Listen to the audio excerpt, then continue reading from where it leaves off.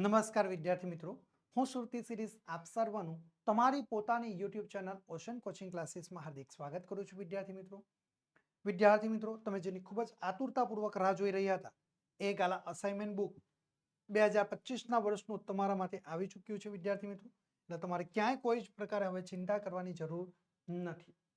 આજના આ વિડીયોની અંદર વિદ્યાર્થી મિત્રો આપણે ધોરણ 10 જેનો વિષય ગુજરાતી, પ્રશ્નપત્ર નંબર 4 અને જેનો વિભાગ ડી નું સંપૂર્ણ સચોટ સોલ્યુશન આજના આ વિડીયોની અંદર આપણે મેળવવાના છે. વિદ્યાર્થી મિત્રો, તમે સ્ક્રીન ઉપર જોઈ શકો છો કે જે 2025ના વર્ષનું ગાલા અસાઇનમેન્ટ બુક છે ધોરણ 10 નું, તે સરસ મજાનું નવા રૂપ, રંગ અને ડિઝાઇન સાથે તમારા માટે આવી ચૂક્યું છે. એટલે વિદ્યાર્થી મિત્રો, તમારે ક્યાંય કોઈ પ્રકારની ચિંતા કરવાની જરૂર રહેતી નથી. તમે જે તમારો અતૂટ વિશ્વાસ જે ગાલા અસાઇનમેન્ટ બુકની ઉપર મૂક્યો છે, એ જ તમારા અતૂટ વિશ્વાસને જાળવી રાખવાનું કામ એ ગાલા અસાઇનમેન્ટ બુક દ્વારા કરવામાં આવ્યું છે. ધોરણ 10ની બોર્ડની પરીક્ષા માટે ખાસ ઉપયોગી એવું ગાલા અસાઇનમેન્ટ બુક 2025ના વર્ષનું જે આવી ચૂક્યું છે એનું સંપૂર્ણ અને સચોટ સોલ્યુશન આપણે શરૂ કરીએ. વિદ્યાર્થી મિત્રો, તો જોઈએ ધોરણ 10 જેનો વિષય છે આપણો ગુજરાતી, જેનું પ્રશ્નપત્ર નંબર 4 અને વિભાગ ડી નું આપણે સંપૂર્ણ અને સચોટ સોલ્યુશન આજના આ વિડીયોની અંદર આપણે વિદ્યાર્થી મિત્રો મેળવવાના છે. વિદ્યાર્થી મિત્રો, બોર્ડની પરીક્ષા માટે ખૂબ જ એટલે ખૂબ જ મહત્વનું એવું આ ગાલા અસાઇનમેન્ટ બુક 2025ના વર્ષનું રહેલું તમારા માટે છે. તો વિદ્યાર્થી મિત્રો, તમે સ્ક્રીન ઉપર જોઈ શકો છો કે જે 2025ના વર્ષનું જે ગાલા અસાઇનમેન્ટ બુક છે ને ધોરણ 10નું, એ સરસ મજાનું નવા રૂપ, રંગ અને ડિઝાઇન સાથે તમારા માટે આવી ચૂક્યું છે. અને એ પણ વિદ્યાર્થી મિત્રો તમે જોઈ શકો કે 2024ના વર્ષનું જે બોર્ડનું પ્રશ્નપત્ર છે એ આદર્શ ઉત્તરો સાથે પ્લસ તમને અલગ અલગ પાંચ પ્રેક્ટિસ પેપરો, અલગ અલગ વિષયના પાંચ પ્રેક્ટિસ પેપરો તમને સાથે પ્રાપ્ત થશે. વિદ્યાર્થી મિત્રો, એટલે તમારે ક્યાંય કોઈ જાતની ચિંતા કરવાની જરૂર નથી. જે વિદ્યાર્થી મિત્રો બોર્ડની પરીક્ષા માટે A1 નો ગ્રેડ લઈને બેઠા છે એ તમામ વિદ્યાર્થીઓ માટે આ પાંચ પ્રેક્ટિસ પેપરો ગાલા અસાઇનમેન્ટના એક ખૂબ જ વરદાન રૂપ સાબિત રૂપ થવાના છે. એટલે વિદ્યાર્થી મિત્રો, તમે કોઈ જાતની તમારે ચિંતા કરવાની જરૂર નથી. હવે વિદ્યાર્થી મિત્રો, આ જે ગાલા અસાઇનમેન્ટ બુક છે ને ધોરણ 10ની 2025ના વર્ષની, એ જો તમે બજારમાં ખરીદવા માટે જશો ને તો તમને એની કિંમત કેટલી 240 રૂપિયા તમારે ચૂકવવી પડશે. કેટલી? 240 રૂપિયા જેટલી ઊંચી કિંમત વિદ્યાર્થી મિત્રો તમારે બજારમાં ચૂકવવી પડશે. પરંતુ જો આ ગાલા અસાઇનમેન્ટ બુક તમે અમારી પાસેથી મેળવવા માંગો છો અને એ પણ ઘર બેઠા, તો ફટાફટ અત્યારે જ અમારા મોબાઈલ નંબરનો સંપર્ક કરો. અમારો મોબાઈલ નંબર છે 7046 22 22 54 નંબર ઉપર તમે સંપર્ક કરીને તમે આ ગાલા અસાઇનમેન્ટ બુક તમે ઘર બેઠા મંગાવી શકો છો. અને એ પણ વિદ્યાર્થી મિત્રો માત્ર અને માત્ર 230 રૂપિયામાં. એટલે તમારા પૈસા પણ ઓછા, સમયની પણ બચત થશે અને તમારી શક્તિનો પણ બચત થશે. હવે વિદ્યાર્થી મિત્રો, આજે બાકી રહેલો જે તમારો સમય અને શક્તિ છે ને એ બોર્ડની પરીક્ષા ખૂબ નજીક છે ને એના માટે તમે ઉપયોગ કરી શકો છો અને તમે તમારા ગુણ, માર્ક્સ તમે સારામાં સારા તમે કવર કરી શકો છો. વિદ્યાર્થી મિત્રો, 2025ના વર્ષની બોર્ડની પરીક્ષા માટે ખાસ ઉપયોગી એવું જે ગાલા અસાઇનમેન્ટ બુક છે ને 2025ના વર્ષનું, એ દર વર્ષે કંઈક ને કંઈક નવું લઈને આવે છે. અને આ વર્ષે આ જે ગાલા અસાઇનમેન્ટ બુક છે ને 2025ના વર્ષનું, એ તમારા માટે જબરજસ્ત એક નવીન ટેકનોલોજી લઈને આવી છે. અને એ ટેકનોલોજીના સ્વરૂપમાં આ વર્ષે સ્માર્ટ ડીઝી બુક નામની એક એપ્લિકેશન લઈને આવ્યા છે. પ્લસ તમને એની સાથે ફ્રી ઓનલાઈન આન્સર કી પણ વિદ્યાર્થી મિત્રો તમને પ્રાપ્ત થઈ જવાની છે. તો પછી તમારે ચિંતા ક્યાં કરવાની રહી? બધી જ વસ્તુઓ તમારા માટે રાહતરૂપ છે. ધોરણ 10ના અસાઇનમેન્ટ બુક મેળવવા માટેની જે લિંક છે ને વિદ્યાર્થી મિત્રો, એ તમને નીચે ડિસ્ક્રિપ્શનમાં આપવામાં આવેલી છે, અથવા સ્ક્રીન ઉપર તમે જોઈ શકો છો. એ વેબસાઇટના માધ્યમ દ્વારા પણ તમે આ ધોરણ 10ની ગાલા અસાઇનમેન્ટ બુક તમે મંગાવી શકો છો. અને વધુ માહિતી મેળવવા માટે અને ઘર બેઠા ગાલા અસાઇનમેન્ટ બુક મેળવવા માટે અત્યારે જ તમે અમારા મોબાઈલ નંબરનો સંપર્ક કરી શકો છો. અમારો મોબાઈલ નંબર છે 7046 22 22 54 નંબર ઉપર તમે સંપર્ક કરીને તમે ઓછા દરે તમે વિદ્યાર્થી મિત્રો આ ગાલા અસાઇનમેન્ટ બુક તમે મેળવી શકો છો. હવે વિદ્યાર્થી મિત્રો, આ જે ગાલા અસાઇનમેન્ટ બુક છે ને ધોરણ 10નું, એનું આ એક મુખપૃષ્ઠ છે. આ મુખપૃષ્ઠને તમે પાછળની તરફ ફેરવશો એટલે તમને આ પ્રકારની એક માહિતી તમને રહેલી જોવા મળશે. આ માહિતીમાં તમે અહીંયા આગળ તમે જોઈ શકો છો, એક તમને QR કોડ આપેલો છે. ઓકે, આ QR કોડને તમારે શું કરવાનું છે? તમારી પાસે જે મોબાઈલ છે એ મોબાઈલની મદદથી તમારે QR કોડ તમારે સ્કેન કરવાનો છે. જેવો તમે આ QR કોડને સ્કેન કરશો એટલે તમારા મોબાઈલ ઉપર એક OTP આવશે. OTP આવશે એટલે ઓટીપી એન્ટર કરશો એટલે તમારું આ સ્માર્ટ ડિઝીબુક નામની જે એપ્લિકેશન છે એમાં તમારું લોગિન થઈ જશે. લોગિન થઈ ગયા બાદ તમારી પાસે એક્સેસ કોડ એન્ટર કરવાનો તમને કહેવામાં આવશે. તો ત્યાં આગળ તમારે કયો એક્સેસ કોડ એન્ટર કરવાનો છે? તો અહીંયા આગળ QR કોડની બાજુમાં એક એક્સેસ કોડ આપેલો છે. આ એક્સેસ કોડ તમે એન્ટર કરશો એટલે તમે સરળતાથી આ સ્માર્ટ ડિઝીબુક નામની જે એપ્લિકેશન છે એ તમે સરળતાથી ડાઉનલોડ કરી શકો છો. પ્લસ તમે ફ્રી ઓનલાઈન આન્સર કી પણ તમે પ્રાપ્ત કરી શકો છો. એપ્લિકેશનને આ કઈ એપ્લિકેશન? તો ભાઈ સ્માર્ટ ડિઝીબુક નામની જે એપ્લિકેશન છે ને એ એપ્લિકેશનને ડાઉનલોડ કરવા માટેની લિંક વિદ્યાર્થી મિત્રો તમને નીચે ડિસ્ક્રિપ્શનમાં આપવામાં આવી છે, અથવા સ્ક્રીન ઉપર જે તમને વેબસાઇટ આપવામાં આવી છે એના માધ્યમ દ્વારા પણ તમે ગાલા અસાઇનમેન્ટ બુક તમે મંગાવી શકો છો. ધોરણ 10 ની આ જે ગાલા અસાઇનમેન્ટ બુક છે ને એ વિદ્યાર્થી મિત્રો ખૂબ એટલે ખૂબ જ મહત્વની છે, અને અમે તમારા માટે આટલા પૂરતું જ સીમિત નથી રહ્યા. હજુ પણ જબરજસ્ત આકર્ષક ઓફરો તમારા માટે લઈને આવ્યા છે, અને આ આકર્ષક ઓફરો વિદ્યાર્થી મિત્રો માત્ર અને માત્ર ગાલા 21 અપેક્ષિત પ્રશ્ન સંગ્રહ ઉપર જ તમને પ્રાપ્ત થશે. આ ઓફર શાના પર પ્રાપ્ત થશે? હજુ પણ તમારા માટે જબરજસ્ત ઓફરો છે, અને આ જે આકર્ષક ઓફરો છે ને એ માત્ર અને માત્ર ગાલા 21 અપેક્ષિત પ્રશ્ન સંગ્રહ ઉપર જ પ્રાપ્ત થશે. તમે એક વિષયની ગાલા 21 અપેક્ષિત પ્રશ્ન સંગ્રહ પણ મંગાવી શકો છો, અને તમામ વિષયના આખા સેટ પણ તમે ગાલા 21 અપેક્ષિત પ્રશ્ન સંગ્રહના મંગાવી શકો છો. જો વિદ્યાર્થી મિત્રો તમે 2025ના વર્ષના ગાલા 21 અપેક્ષિત પ્રશ્ન સંગ્રહના આખા સેટની ખરીદી કરો છો તો આખા સેટની ખરીદી ઉપર અમે તમને બિલકુલ એટલે બિલકુલ ફ્રીમાં આ ધોરણ 10 નું 2025ના વર્ષનું ગાલા અસાઇનમેન્ટ બુક બિલકુલ ફ્રીમાં આપી રહ્યા છીએ. ક્યારે? કે જ્યારે તમે 2025ના વર્ષનું ગાલા 21 અપેક્ષિત પ્રશ્ન સંગ્રહના આખા સેટની જો તમે ખરીદી કરો, એટલે કે તમામ વિષયના તમે આ આખો અપેક્ષિત પ્રશ્ન સંગ્રહનો આખો સેટ ખરીદો તો બિલકુલ એટલે બિલકુલ તમને ફ્રીમાં ગાલા અસાઇનમેન્ટ બુક અમારા દ્વારા ફ્રીમાં આપવામાં આવશે. હજુ પણ એની કરતા જબરજસ્ત બીજી ઓફરો છે 2. એ ઓફરો કઈ છે? તો જુઓ, તો જો તમે અમારી પાસેથી 300 રૂપિયા કે 300 રૂપિયા કરતા વધુની ખરીદી કરો છો ને તો અમારા દ્વારા તમને 15% ડિસ્કાઉન્ટનો લાભ આપવામાં આવશે. કેટલા ટકાનો? 15% ડિસ્કાઉન્ટનો લાભ આપવામાં આવશે. આ 15% ડિસ્કાઉન્ટનો લાભ મેળવવા માટેનો યુઝર પ્રોમો કોડ રહ્યો છે NAV15. કયો? NAV15. એના માટેનો યુઝર પ્રોમો કોડ રહેલો જોવા મળશે. ઓકે, હવે વિદ્યાર્થી મિત્રો આ NAV15 લખીને તમે અમને મેસેજ કરશો એટલે અમારા દ્વારા તમને આ 15% ડિસ્કાઉન્ટનો લાભ આપવામાં આવશે. હવે ઘણા બધા વિદ્યાર્થીઓ અમને ફોન કરે, મેસેજ કરે કે સર અમે તમારા જૂના વિદ્યાર્થીઓ છે, તો સર માત્ર અને માત્ર અમને 15% ડિસ્કાઉન્ટ આપશો, ડિસ્કાઉન્ટ થોડું વધારી આપો ને. એટલે અમે નક્કી કર્યું કે ચાલો આપણા જૂના વિદ્યાર્થીઓ છે તો આપણે ડિસ્કાઉન્ટ વધારીને એમને 20% સુધીનું ડિસ્કાઉન્ટ આપીશું. ઓકે, તો અમે તમારા માટે 20% સુધીનું ડિસ્કાઉન્ટ આપવાનું નક્કી કર્યું. પણ આ 20% ડિસ્કાઉન્ટ તમને ક્યારે પ્રાપ્ત થશે? કે જ્યારે તમે અમારી પાસેથી 500 રૂપિયા કે 500 રૂપિયા કરતા વધુની ખરીદી કરો છો તો અમારા દ્વારા તમને આ 20% ડિસ્કાઉન્ટનો લાભ આપવામાં આવશે. આ 20% ડિસ્કાઉન્ટ મેળવવા માટેનો યુઝર પ્રોમો કોડ આપણો રહ્યો છે NAV20. કયો છે? NAV20. એના માટેનો યુઝર પ્રોમો કોડ રહ્યો છે. જેવું તમે NAV20 લખીને અમને મેસેજ કરશો એટલે અમે તમને આ 20% ડિસ્કાઉન્ટનો લાભ આપીશું. ઓકે વિદ્યાર્થી મિત્રો, એટલે તમારે કોઈ જાતની ચિંતા કરવાની જરૂર નથી. ધોરણ 10 ની અપેક્ષિત પ્રશ્ન સંગ્રહ અને ગાલા અસાઇનમેન્ટ બુક મેળવવા માટેની જે લિંક છે વિદ્યાર્થી મિત્રો એ તમને નીચે ડિસ્ક્રિપ્શનમાં આપવામાં આવી છે. વધારે માહિતી મેળવવા માટે અત્યારે જ તમે અમારા મોબાઈલ નંબરનો સંપર્ક કરી શકો છો. અમારો મોબાઈલ નંબર છે 70 46 22 22 54 નંબર ઉપર તમે સંપર્ક કરી શકો છો.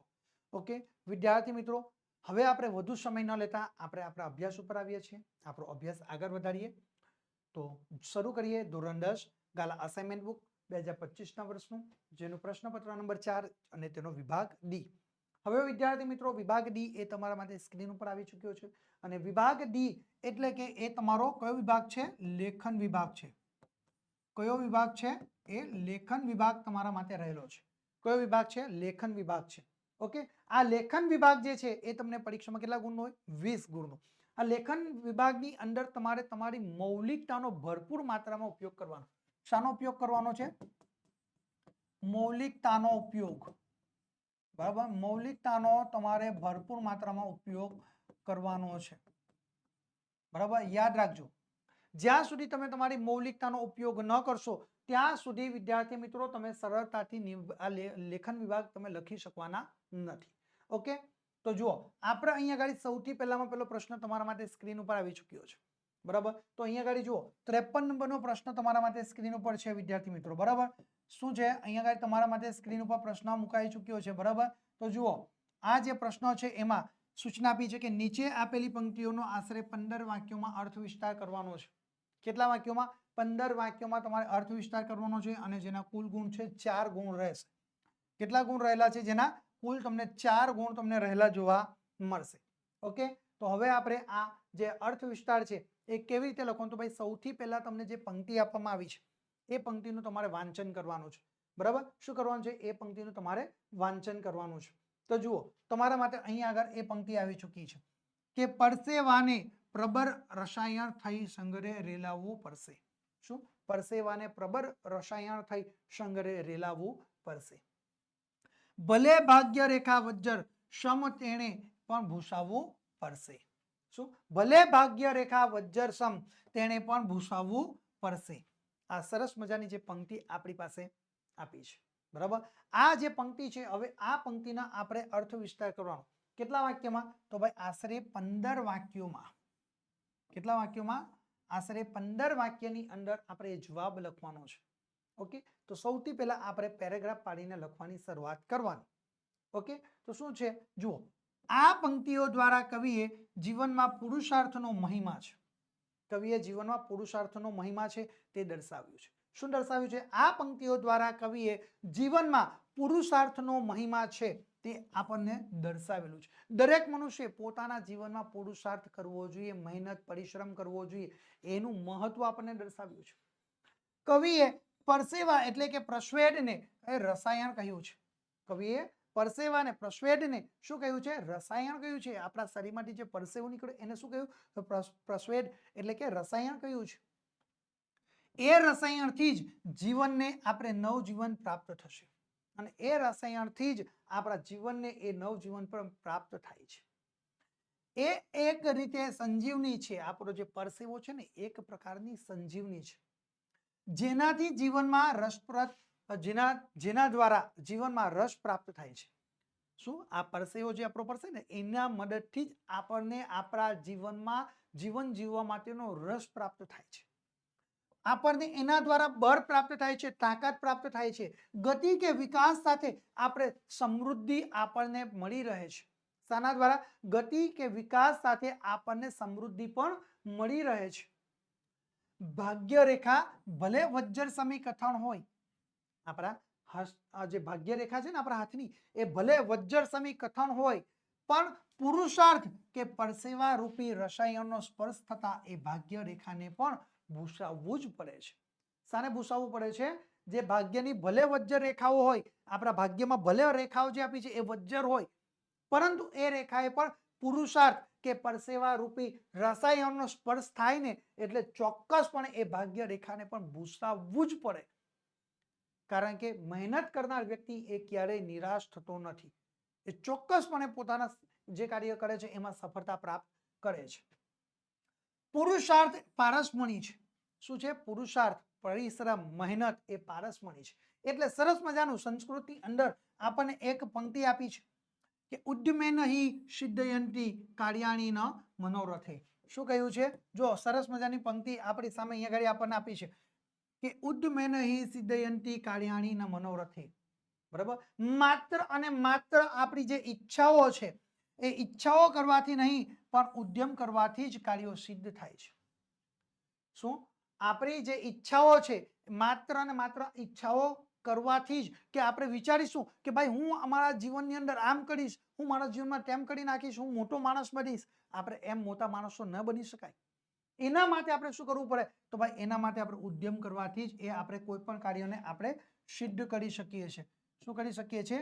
એ કોઈ પણ કાર્યને આપણે કોઈ પણ ઉદ્યમ કરવાથી આપણે એ કાર્યોને સિદ્ધ પણ કરી શકીએ છીએ. બરાબર, એટલે અહીંયા આગળ સરસ મજાની આપણે એક પંક્તિ લખી શકીએ કે પંદની પેટીમાં પારસ છે પડ્યો. શું? પંદની પેટીમાં પારસ છે પડ્યો. વાવડી જાને તે નર બદભાગ્યો, વાવડી જાને તે નર બદભાગ્યો. આ સરસ પંક્તિનો આપણે ઉપયોગ કરીને લખી શકીએ છીએ. અને ત્યાર પછી પેરેગ્રાફ પાડીને તમારે લખવાનું કે જિંદગીની જે ગૂંચો છે જુલ્ફા જેવી એ હોય છે. જિંદગીની જે ગૂંચો છે ને એ કોના જેવી છે? જુલ્ફા જેવી હોય છે. કોના જેવી હોય છે? જુલ્ફા જેવી હોય છે. પુરુષાર્થથી જ કાસ્કી, પુરુષાર્થની કાસ્કી જ એને ઓળી શકે છે. જિંદગીની ગૂંચો કેવી છે? એ જુલ્ફા જેવી છે. કોના જેવી છે? જુલ્ફા જેવી છે. પુરુષાર્થ મહેનત રૂપી જે કાસ્કી છે એ મહેનતની જે કાસ્કી છે ને મહેનત વાળી પુરુષાર્થની કાસ્કી જ એને ઓળી શકે છે, અન્ય કોઈ એને ઓળી શકવાનું નથી, એમ આપણને અહીં આગળ કહેવા માંગ્યું છે. હવે વિદ્યાર્થી મિત્રો એ જે અર્થ વિસ્તાર છે એ તમે સરળતાથી નથી લખી શકતા તો તમારે ચિંતા કરવાની જરૂર નથી, કારણ કે એના 8મા વિદ્યાર્થી મિત્રો તમને બીજો એક અર્થ વિસ્તાર પૂછાય છે અને એ પણ તમને 4 ગુણની અંદર જ પરીક્ષામાં પૂછાશે. બરાબર, એટલે બહુ ચિંતા કરવાની જરૂર નથી. બેમાંથી તમે સરળતાથી જે લખી શકો એ જ વસ્તુ તમારે અહીં આગળ એ જ અર્થ વિસ્તાર તમારે લખવાનો પ્રયત્ન કરવાનો. ઘણા વિદ્યાર્થી શું કરે કે ભાઈ લખવાની શરૂઆત કરી દે, પછી 2 કે 3 લીટી લખે અને પછી ચોકડી મારી દે એ અર્થ વિસ્તાર પર અને ફરી પાછો નવો લખશે. આમ કરવાથી શું થાય? તમારી એક નકારાત્મકતા, તમારી એક નેગેટિવ છાપ એક પરીક્ષકના મન ઉપર ઊભી થશે અને તમને જે ગુણ મળવા પાત્ર થાય છે એ ગુણની અંદર તમારો કાપ મૂકવામાં આવશે. બરાબર, એટલે ધ્યાન રાખજો. તો જુઓ અહીંયા આગળ આપણે વિદ્યાર્થી મિત્રો શું લખ્યું છે? જે પંક્તિ આપી છે એના અર્થમાં બીજી કે ઉત્તમ વસ્તુ અધિકાર વિના મળે. શું છે? ઉત્તમ વસ્તુ છે ને સૌથી શ્રેષ્ઠ એ આપણને અધિકાર વિના મળે. તદપી અર્થ નવસરે. શું? તદપી અર્થ નવસરે. મત્સ્ય ભોગી બગલો મુક્તાફળ દેખી ચંચુ ના ભરે. શું કહ્યું છે? મત્સ્ય ભોગી બગલો એ મુક્તાફળ દેખીને ચંચુ ન ભરે. ચંચુ એટલે કે ચાશમાં એ મુક્તાફળ, મત્સ્ય ભોગી બગલો છે એ મુક્તાફળ દેખીને ચાશમાં એને લેતો નથી. બરાબર, એ વાત અહીંયા આગળ સરસ રીતે રજૂ કરવામાં આવેલ છે. બરાબર, તો આ જે અર્થ વિસ્તાર છે એનો આપણે 15 વાક્યોની અંદર એનો અર્થ વિસ્તાર કરવાનો છે. ઓકે, તો જુઓ આપણે કઈ રીતે એનો જવાબ લખી શકીએ. તો જુઓ સૌથી પહેલા પેરેગ્રાફ પાડીને લખવાનું, યોગ્યતા વિના ઉત્તમ વસ્તુ મળે તો પણ તેનાથી કશો અર્થ સરતો નથી. શું કહ્યું છે? જુઓ બહુ સરસ સેન્ટેન્સનો આપણે ઉપયોગ કર્યો કે ભાઈ યોગ્યતા વિના ઉત્તમ વસ્તુ મળે ને તો પણ તેનાથી કશો અર્થ સરતો નથી. શું છે? જુઓ યોગ્યતા વિના આપણે એને લાયક બનવું પડશે. જો આપણે એને લાયક નથી તો આપણને એ વસ્તુ પ્રાપ્ત થશે એનો કોઈ અર્થ થવાનો નથી. એ સત્ય કવિએ અહીં માર્મિક દ્રષ્ટાંત આપીને આપણને સમજાવ્યું છે. કયું? આ દ્રષ્ટાંત કવિએ સત્ય અને કવિએ અહીં માર્મિક દ્રષ્ટાંત આપીને આપણને સમજાવેલું પણ જોવા મળે છે. ચલો આપણે આગળ જોઈએ ત્યાં પછી પેરેગ્રાફ પાડીને ફરી પાછું લખવાનું કે કેટલીક વાર વ્યક્તિને સુંદર અને ઉત્તમ ચીજ અનાયાસ મળી જાય છે. કેટલીક વાર વ્યક્તિને જે શ્રેષ્ઠ વસ્તુ છે, ઉત્તમ વસ્તુ છે, સુંદર વસ્તુ છે એ ઉત્તમ ચીજ વસ્તુ એને અનાયાસે એ મળી જાય છે. પરંતુ જો મનુષ્યમાં લાયકાત ન હોય તો તેને માટે તે વસ્તુ કેવી છે? નકામી નીવડે છે. ભલે ને ગમે એટલી ઉત્તમ મૂલ્યવાન વસ્તુ એને પ્રાપ્ત થશે પરંતુ એ વ્યક્તિ જો એને લાયક ન હશે ને તો એ વસ્તુ તેને માટે નકામી નીવડે છે. એ વસ્તુ શું છે? એના માટે નકામી નીવડે છે. બગલાને માછલાની ભૂખ હોય છે. કોને? બગલાને માછલાની ભૂખ હોય છે. માછલા એને મન સર્વસ્વ હોય છે. બગલાને માટે શું મહત્વનું છે? માછલાઓ મહત્વના છે.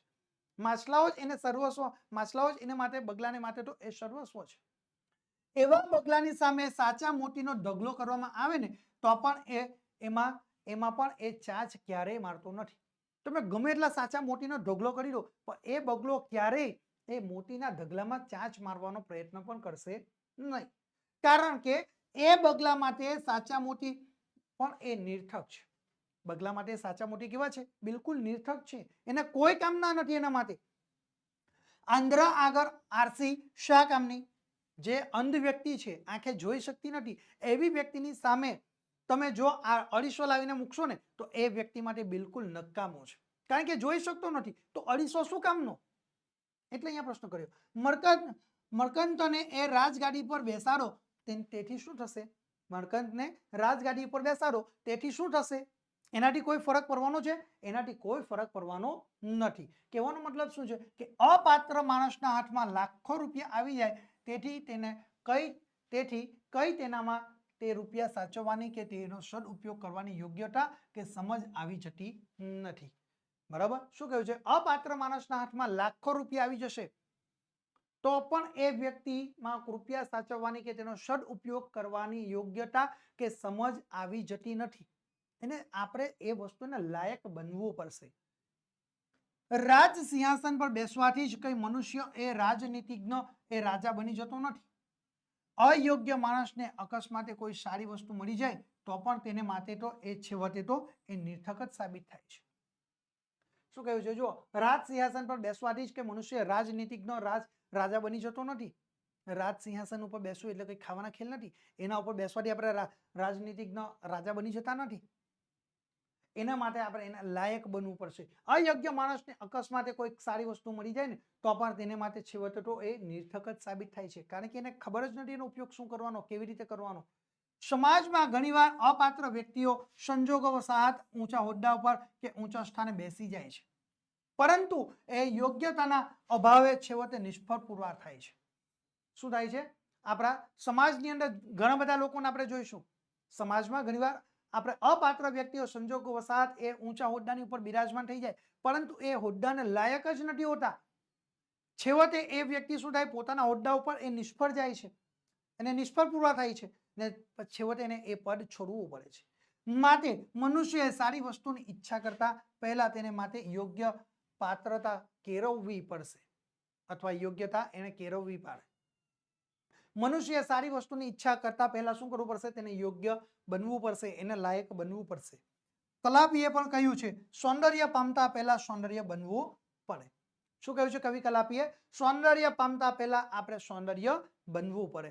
આ રીતે વિદ્યાર્થી મિત્રો જો આપણામાં આવડત હોય તો અને તો જ આપણને જે વસ્તુ પ્રાપ્ત થાય એનો આપણે લાભ લઈ શકીએ છીએ. આપણે એના લાયક હશું ને તો આપણે તેનો ઉપયોગ કરી શકશું, અન્યથા આપણે તેનો ઉપયોગ કરી શકવાના નથી. આ રીતે વિદ્યાર્થી મિત્રો તમે સરસ મજાનો અર્થ વિસ્તાર લખીને તમે 4 ગુણ જે છે એ 4 ગુણનો તમે અર્થ વિસ્તાર તમે લખીને સારામાં સારા ગુણ મેળવી શકો છો. હવે આપણે આગળનો પ્રશ્ન જોઈએ વિદ્યાર્થી મિત્રો. તમારા માટે સ્ક્રીન ઉપર આવી ચૂક્યો છે આગળનો પ્રશ્ન. 54 નંબરનો જે પ્રશ્ન છે કે તમારી શાળામાં યોજાયેલ રમોત્સવનો અહેવાલ આશરે 100 શબ્દોમાં લખવાનો છે. શાનો અહેવાલ લખવાનો છે? કે તમારી શાળામાં યોજાયેલ રમોત્સવનો અહેવાલ. તમારી શાળામાં યોજાયેલ રમોત્સવનો અહેવાલ આશરે 100 શબ્દોમાં તમારે લખવાનો છે. બરાબર? કેટલા ગુણ છે એના? 4 ગુણ તમને જોવા મળશે. કેટલા ગુણ છે એના? 4 ગુણ વિદ્યાર્થી મિત્રો તમને જોવા મળશે. જુઓ, એના 4 ગુણ તમારા માટે છે. હવે સૌથી પહેલા તમે અહેવાલ લેખન કરો તો કેટલીક બાબતો તમારે ધ્યાનમાં રાખવાની. અહેવાલ લેખન હંમેશના માટે જે દિવસે કાર્યક્રમ, ઘટના, પ્રસંગ કે જે બનાવો બન્યા છે એના બીજા દિવસે તમારે લખવાનો છે. ઓકે, એટલે કે ટૂંકમાં કાર્યક્રમ થઈ ગયા, ઘટના બનાવ બની ગયા બાદ તમે એ એના વિશે અહેવાલ તમે લખી શકો છો. ઓકે, તો એ તમે એના માટે અહેવાલ લખી શકો છો.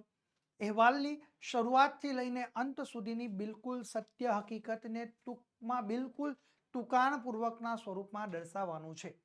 ઓકે, અને સત્ય હકીકતો તમારે દર્શાવવાની છે. ઓકે, તો એના કુલ તમને 4 ગુણ મળવા પાત્ર થશે. ઓકે, તો આપણે અહેવાલ લેખન સૌથી પહેલા લખતા પહેલા આપણે એ જે વિષય આપ્યો છે એ વાંચી લો કે ભાઈ તમારી શાળામાં યોજાયેલ રમોત્સવનો અહેવાલ આશરે 100 શબ્દોમાં લખવાનો છે. શું કરવાનું છે? શાળામાં યોજાયેલ રમોત્સવનો અહેવાલ. તો હવે જો આપણે શીર્ષક સૌથી પહેલા આપી દેવાનું. બરાબર? તો શાળામાં યોજાયેલ રમોત્સવ. બરાબર? શાળામાં યોજાયેલ રમોત્સવ. આપણે અહીંયા આગળ જુઓ, સૌથી પહેલા આપણે અહીંયા આગળ શીર્ષક આપી દીધું વિદ્યાર્થી મિત્રો.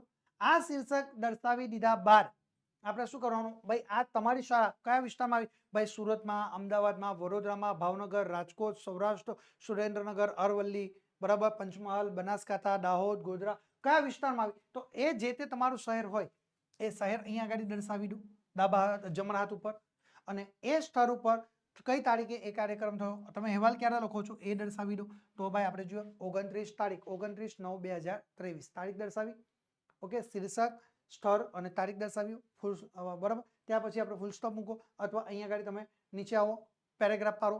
પેરેગ્રાફ પાડીને તમારે લખવાની શરૂઆત કરવાની છે. જુઓ, તો જાન્યુઆરીની 27 અને 28 તારીખે શાળામાં રમોત્સવ યોજવામાં આવ્યો હતો.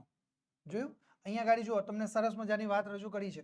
બરાબર? શું લખ્યું છે કે ભાઈ જાન્યુઆરીની 27 અને 28 તારીખે, ને આપણે અહેવાલ કઈ તારીખે લખ્યો? 29 તારીખે, 2 દિવસ. બરાબર? એટલે કે 27 અને 28 એટલે 1 દિવસ પછી આપણે અહેવાલ લેખન લખવાની શરૂઆત કરી. બરાબર? તો જાન્યુઆરીની 27 અને 28 તારીખે શાળામાં રમોત્સવ યોજાયો હતો. ઓકે, આ રમોત્સવમાં બાલ મંદિરથી ધોરણ 12 સુધીના તમામ વિદ્યાર્થીઓએ ભાગ લીધો હતો. કોણે કોણે પાર્ટિસિપન્ટ થયું, કોણ કોણે ભાગ લીધો, એ તમામ બાબતોનો આપણે ઉલ્લેખ કરવાનો. ત્યારે આ રમોત્સવનું આયોજન થયું એ પણ આપણે દર્શાવ્યું. ત્યાર પછી આ રમોત્સવમાં કયા કયા ધોરણના વિદ્યાર્થીઓ પાર્ટિસિપન્ટ થયા એ દર્શાવ્યું. ત્યાર પછી કાર્યક્રમનો આરંભ એ સમૂહ પ્રાર્થનાથી કરવામાં આવ્યો. કાર્યક્રમની શરૂઆત કેવી રીતે કરી એ બાબત દર્શાવ્યું.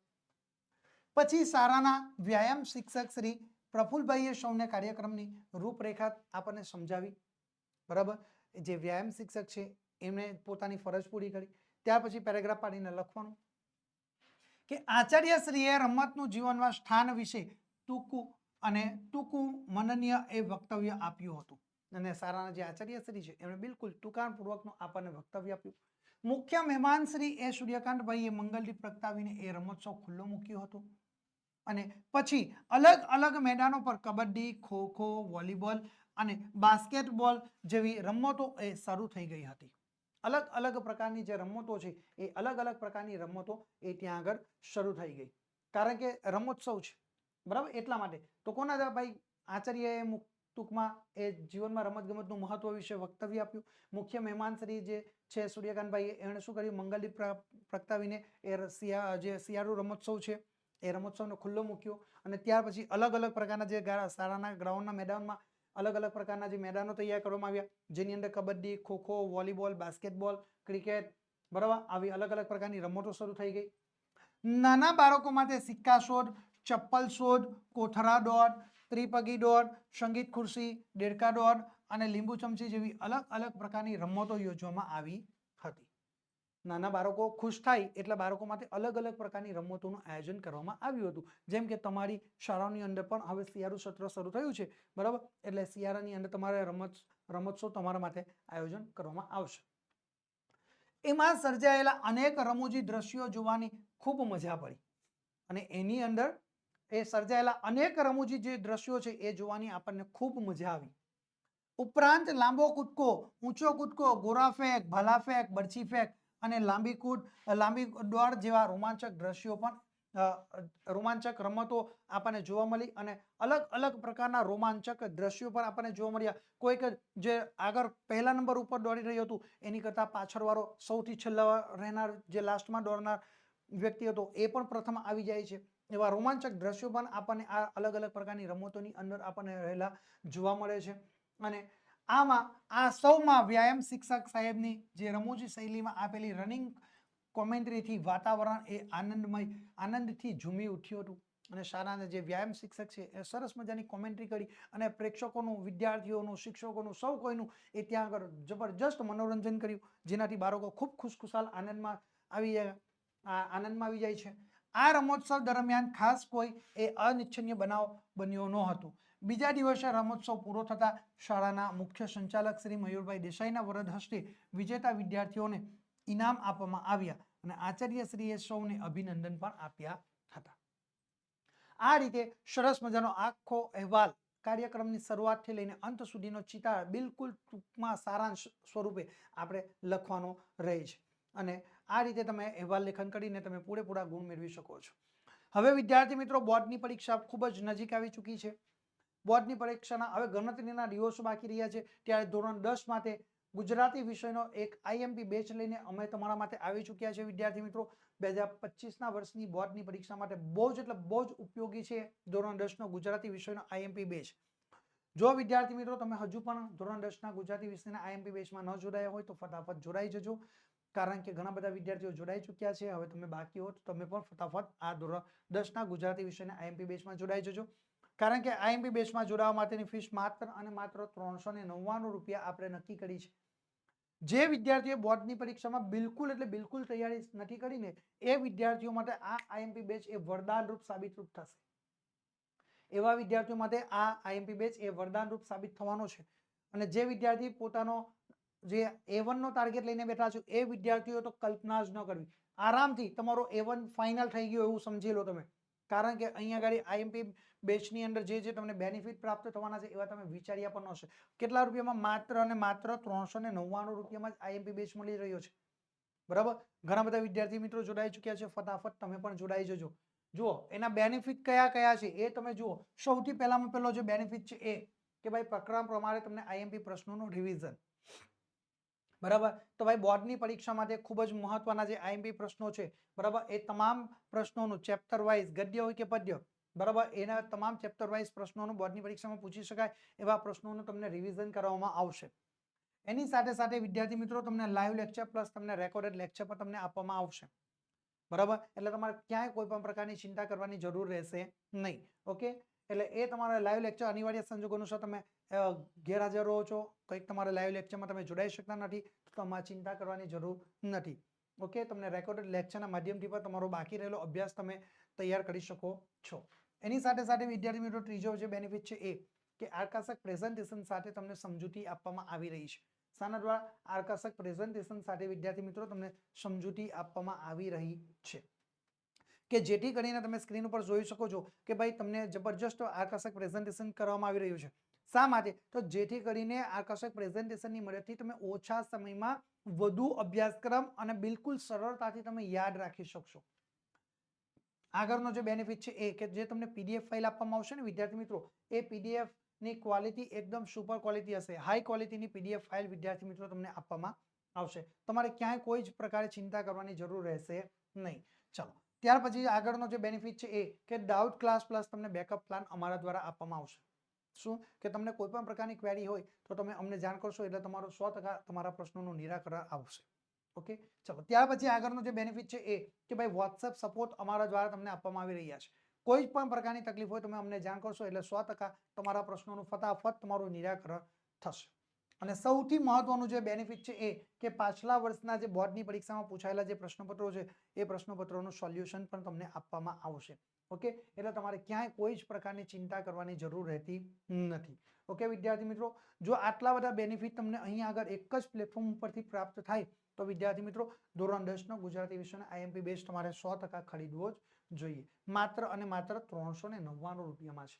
અને 399 રૂપિયા એટલે તમારા ભવિષ્ય માટે એક પૈસા મહત્વના નથી, આજે તમારી લાઈફનો ટર્નિંગ પોઈન્ટ છે. ધોરણ 10 એ તમારા લાઈફનો ટર્નિંગ પોઈન્ટ છે, એટલે પૈસાને નહીં જોતા તમારા લાઈફના ટર્નિંગ પોઈન્ટને તમે જોજો. અને તમે જે તમારો ટાર્ગેટ લઈને બેઠા છો એ 100% તમારો ટાર્ગેટ એચીવ કરી શકો છો. ઓકે, ચલો હવે વિદ્યાર્થી મિત્રો આપણે આપણો અભ્યાસ આગળ વધારીએ છીએ. હવે સ્ક્રીન ઉપર તમારા માટે પ્રશ્ન આવ્યો છે. 55 નંબરનો પ્રશ્ન આવી ચૂક્યો છે વિદ્યાર્થી મિત્રો.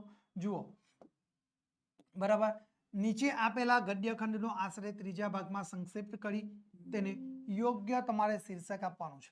શું છે? નીચે આપેલા ગદ્યખંડનો આશરે ત્રીજા ભાગમાં સંક્ષેપ કરવાનો છે. કયા ભાગમાં? ત્રીજા ભાગમાં. અને તેને શીર્ષક આપવાનું છે. કુલ તેના તમને 4 ગુણ તમને મળવાપાત્ર થશે. કેટલા ગુણ છે? 4 ગુણ વિદ્યાર્થી મિત્રો તમને મળવાપાત્ર થશે. ઓકે, તો સૌથી પહેલા અહીંયા આગળ જે સંક્ષેપીકરણ કરવાનું હોય ત્યાં કેટલીક બાબતોને ધ્યાનમાં રાખવાની. એ કઈ કઈ બાબતો ધ્યાનમાં રાખવાની એની હું તમને ચર્ચા કરી લઉં છું. તો સૌથી પહેલા તો જે પેરેગ્રાફ આપ્યો છે એ પેરેગ્રાફનું તમારે 1 થી 2 વાર એકદમ શાંત મને, એકદમ શાંત ચિત્તે તમારે વાંચન કરવાનું છે. ઓકે, આ વાંચન થઈ ગયા બાદ એમાં એકનું એક વાક્યનું વારંવાર જો પુનરાવર્તન થતું હોય તો એવા વાક્યને કાઢી નાખો.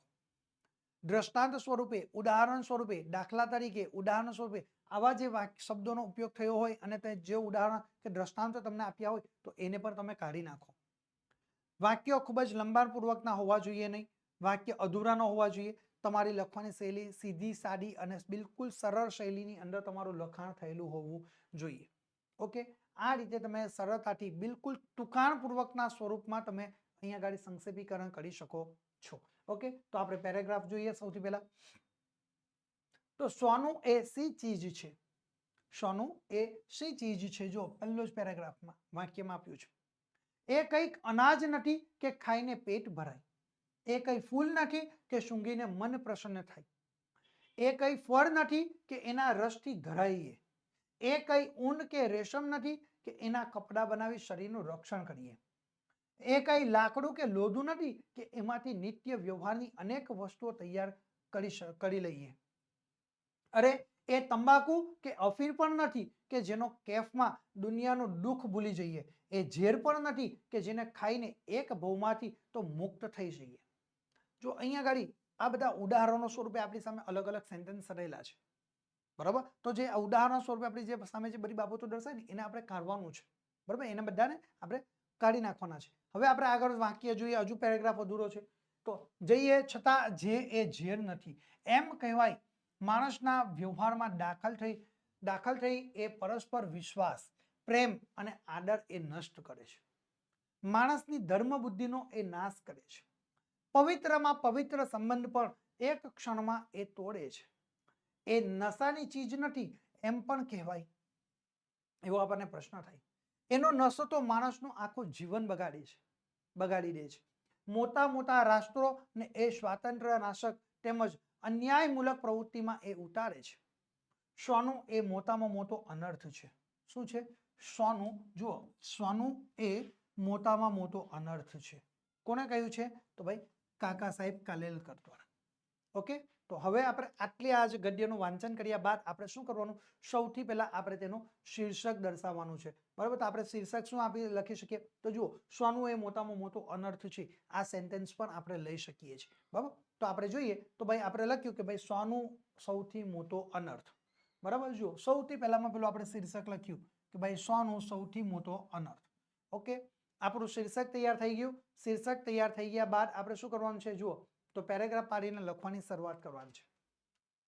સોનું એ ફૂલ, ફર, ઊન અને રેશમ નથી કે જે માનવીની ભૂખ, ઠંડી કે ગરમીથી રક્ષા કરી શકે. શું? સોનું એ ફૂલ, ફર અને રેશમ નથી કે જે માનવીની ભૂખ, ઠંડી કે ગરમીથી રક્ષા કરી શકે. સોનું જીવનના રોજબરોજના વ્યવહારોમાં પણ ઉપયોગી વસ્તુ નથી.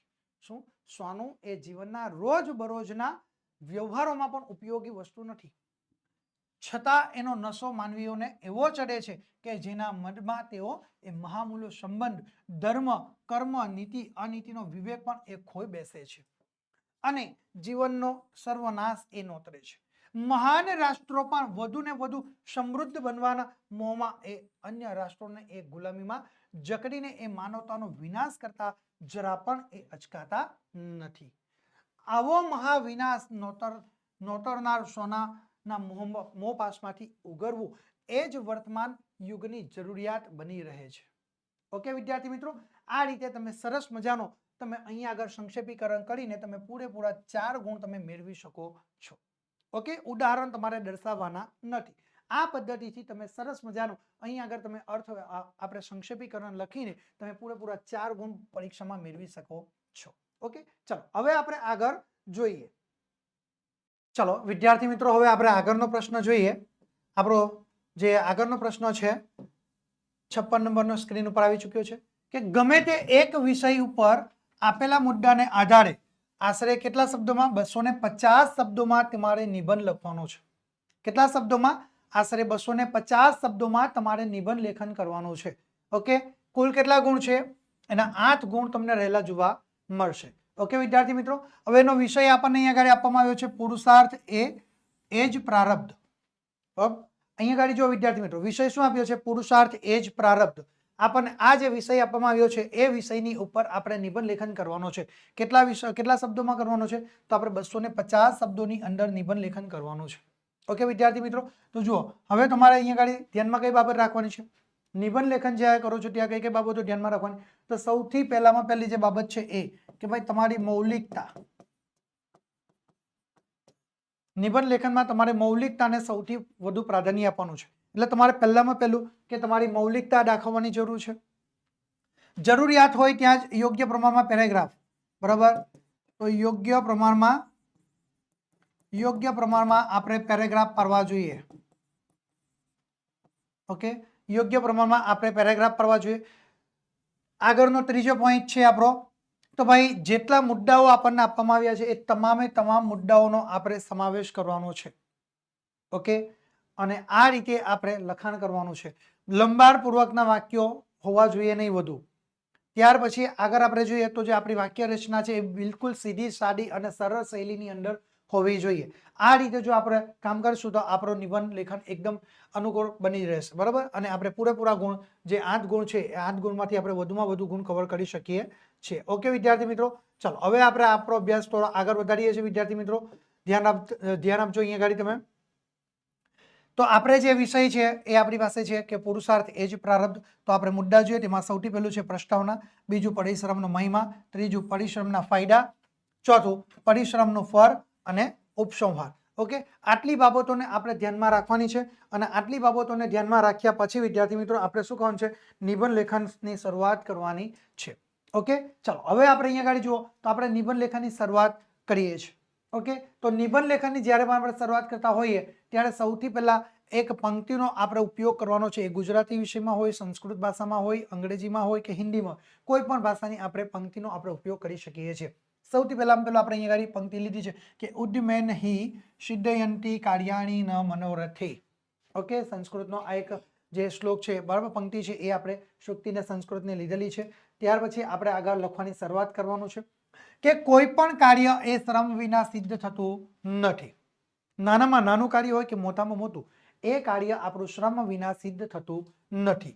જંગલના રાજા સિંહને પણ શિકાર કરવા માટે તો જવું જ પડે છે. જંગલનો રાજા સિંહ હશે ને તો એને પણ શિકાર કરવા માટે તો જવું જ પડશે, તો જ એને ખોરાક પ્રાપ્ત થશે, અન્યથા એને ખોરાક પ્રાપ્ત થવાનો નથી. કોઈએ ઠીક જ કહ્યું છે કે મનુષ્યએ મહેનત કર્યા વિના એ ભોજન ન કરવું જોઈએ. શું કહ્યું છે કે કોઈએ ઠીક જ કહ્યું છે કે ભાઈ મનુષ્યએ મહેનત કર્યા વિના ક્યારે પણ ભોજન કરવું જોઈએ નહીં. પોતે પોતાની જાતે જે મહેનત કરે છે એ જ મહેનતનું એને પ્રાપ્ત થાય એનાથી એને ભોજન કરવું જોઈએ. જે પરિશ્રમ કરે છે તેને જ એ ભોજન કરવાનો અધિકાર મળે છે. અને શ્રીમદ ભગવદ્ ગીતામાં પણ શ્રમ કર્યા વિના ભોજન નહીં લેવાનો એ અનુરોધ કરવામાં આવ્યો છે. આમાં શ્રીમદ ભગવદ્ ગીતામાં પણ અનુરોધ કરવામાં આવ્યો છે કે ભાઈ મહેનત કર્યા વગર આપણે ભોજન કરવું જોઈએ નહીં. બરાબર, એટલે એ અનુરોધ કરવામાં આવ્યો છે કે અને એની સાથે પણ કહ્યું છે કે મહાત્મા ગાંધીજીએ પણ એ શ્રમનું ગૌરવ એ કરેલું આપણને જોવા મળે છે. કોણે? મહાત્મા ગાંધીજીએ પણ શ્રમનું ગૌરવ કર્યું છે અને કહ્યું કે ભાઈ સત્યાગ્રહ આશ્રમમાં તેઓ નિયમિત એ શ્રમ યજ્ઞ કરતા અને તમામ આશ્રમવાસીઓને એ શ્રમ યજ્ઞમાં સામેલ પણ કરતા હતા. મહાત્મા ગાંધીજી એ દરરોજ એ સૌથી પહેલું એમનું કામ છે જે નિત્યક્રમ પ્રમાણે કે ભાઈ શ્રમ કરવો, શ્રમ યજ્ઞ કરતા અને એ તમામ આશ્રમવાસીઓને એ શ્રમ યજ્ઞમાં સામેલ કરતા હતા. જે વ્યક્તિ કોઈની દયા પર જીવે છે તેને લાંબા ગાળે ઘણું જ નુકસાન પણ થાય છે. શું છે? જે વ્યક્તિ એ અન્ય કોઈકની દયા ઉપર જીવે છે એ વ્યક્તિને જીવનમાં હંમેશા માટે લાંબા સમયગાળે એ ઘણું નુકસાન થતું જોવા મળે છે. જે વ્યક્તિ શ્રમ આધારિત જીવન ગુજારે છે તે સુખ અને સંતોષને પામે છે. શું કે જે વ્યક્તિ પોતે પોતાની જાતે એ શ્રમ ઉપર આધાર રાખે છે, એ પોતાનું જીવન પસાર કરે છે, એ જ વ્યક્તિ સાચું સુખ અને સંતોષને એ પ્રાપ્ત કરી શકે છે. અન્યથા એ જીવનમાં સુખ અને સંતોષને ક્યારે પણ પ્રાપ્ત કરી શકતા નથી. ઓકે, ચલો આગળ આપણે જોઈએ વિદ્યાર્થી મિત્રો કે બાળકોમાં સારા જીવન દરમિયાન જ શ્રમ કરવાની ટેવ કેળવાય તે માટે વિદ્યાર્થીઓ પાસે વર્ગ સફાઈ, મેદાનની સફાઈ, બાગકામ વગેરે શ્રમની પ્રવૃત્તિઓ કરાવવામાં આવે છે. શું કે બાળકો નાના હોય ત્યારથી જ બાળકોમાં આ પ્રકારના ગુણો એ આપણે વિકસાવવા જોઈએ કે જેથી કરીને બાળક જ્યારે મોટા થાય છે ત્યારે એ તમામ પ્રકારની ક્રિયાઓ એ કામગીરીઓ કરી શકે છે. જેમ કે બાળકો સારા જીવનમાં હોય છે એટલે કે અભ્યાસ કરતા હોય એ સમયગાળા દરમિયાન જ એ બાળકને શ્રમ કરવાની ટેવ આપણે કેળવવી જોઈએ. વિદ્યાર્થીઓ પાસે આપણે નિયમિતપણે વર્ગ સફાઈ કરાવવી જોઈએ, મેદાનની સફાઈ કરાવવી જોઈએ, બાગકામ કરાવવા જોઈએ વગેરે જેવા શ્રમની અલગ અલગ પ્રકારની પ્રવૃત્તિઓ પણ આપણે કરાવવી જોઈએ. સમાજનો શિક્ષિત વર્ગ એ મોટે ભાગે શ્રમથી દૂર ભાગે છે. આજે આપણે જોઈશું તો આપણા સમાજનો જે મોટા ભાગનો જે શિક્ષિત વર્ગ છે ને એ મોટે ભાગે એ શ્રમથી દૂર ભાગી રહ્યો છે. આવા લોકો એ પરિશ્રમ વિશે એ આલંકારિક ભાષામાં સુંદર લેખ લખી શકે છે પરંતુ વાસ્તવિક જીવન માટે શ્રમ કરવાનો ક્યારે પણ પસંદ કરતા નથી. વાસ્તવિક જીવનમાં શ્રમ પસંદ કરતા જ નથી. આજે લોકો કડિયા, સુથાર, લુહાર, દરજી કે ખેડૂતના શ્રમને આજે પણ એ હલકું કામ ગણી સમજે છે. કયા તો આપણે જોઈએ તો કડિયા કામ, લુહાર કામ, સુથારી કામ, દરજી કામ, ખેડૂતના શ્રમને આજે પણ લોકો બિલકુલ હલકી કક્ષાનું કામ સમજે છે. અને ઓફિસમાં અધિકારીઓ અને કારકુનો એ ખુરશીમાં બેઠા બેઠા પોતાના કાર્યો એ બીજા લોકો પાસે પણ કરાવવામાં જ એ પોતાની મહત્તાને સમજે છે. ઘણા લોકો એ પોતે ખુરશીમાં બેઠા બેઠા બીજાની ઓર્ડર કરતા રહેશે, અન્ય લોકોની પાસે કામ કરાવતા જોવા મળે છે. એ પ્રકારે કામ કરશું તો આપણું જીવનમાં ક્યારેય કલ્યાણ થવાનું નથી. શારીરિક શ્રમ પ્રત્યેની જે સુગ એ આપણા દેશનું મોટામાં મોટું દૂષણ રહેલું છે. શારીરિક શ્રમ પ્રત્યેની જે સુગ એ આપણા દેશનું મોટામાં મોટું દૂષણ છે. શારીરિક શ્રમ કરવાથી એ સ્વાસ્થ્ય સારું રહે છે, બેઠાડું જીવન જીવનાર જીવન જીવનાર વ્યક્તિઓ અનેક રોગોના એ ભોગ પણ બનતા જોવા મળે છે. જે લોકો એ બેઠાડું જીવન જીવે છે ને એમના શરીરની અંદર રોગ એ પોતાનું ઘર બનાવી દે છે. એટલા માટે તો કહેવામાં આવે છે કે બેઠાડું જીવન જીવનારા વ્યક્તિઓ અનેક રોગોના ભોગ પણ બનતા જોવા મળે છે. અને આવા લોકો એ તન અને મનથી સ્વસ્થ રહી શકતા નથી. કે જે લોકોના શરીરમાં રોગ પેસારો થાય છે એ વ્યક્તિઓ પોતે પોતાના તન અને મનથી એ ક્યારેય સ્વસ્થ રહી શકતા નથી. ત્યાર પછી પેરેગ્રાફ પાડીને લખવાનું કે વિદેશોમાં શ્રમની બાબતે આપણે આપણા દેશ કરતા જુદી પરિસ્થિતિ છે. વિદેશોમાં શ્રમની બાબતે આપણા દેશની અલગ જ પરિસ્થિતિ આપણને રહેલી જોવા મળે છે. જુદી પરિસ્થિતિ રહેલી જોવા મળશે. ત્યાં શ્રમનું જે ગૌરવ કરવામાં આવે છે. વિદેશોમાં શું છે કે ભાઈ શ્રમનું ગૌરવ કરવામાં આવે છે. આનંદ લેશે એ લોકો શ્રમ કરતા કરતા. ત્યાં દરેક વ્યક્તિ પોતાનું કામ પોતાની જાતે જ કરતા જોવા મળે છે. અને ઘરકામ માટે પણ લોકો ભાગ્યે જ એ નોકર ત્યાં આગળ વિદેશોની અંદર રાખતા જોવા મળે છે. અને આપણે ત્યાં નાનામાં નાનું કામ કરવાનું હશે તો આપણે નોકર ચાકરોની પાસે એ કરાવીએ છીએ. અમેરિકામાં દરેક જણ પોતાની ગાડી એ પોતાની જાતે જ એ ધોતા પણ જોવા મળે છે. વિદેશમાં કોઈ કામને નાનું કે હલકું ગણવામાં આવતું જ નથી. ક્યારેય વિદેશોની અંદર કોઈ જ પ્રકારના કાર્યને ક્યારેય નાનું કે હલકી કક્ષાનું ગણવામાં આવતું નથી. ત્યાં જો કોઈ વ્યક્તિ એ પોતાનું કામ જાતે ન કરે તો તેનો રોજિંદો જીવન વ્યવહાર જ એ ખોરવાઈ પડે છે.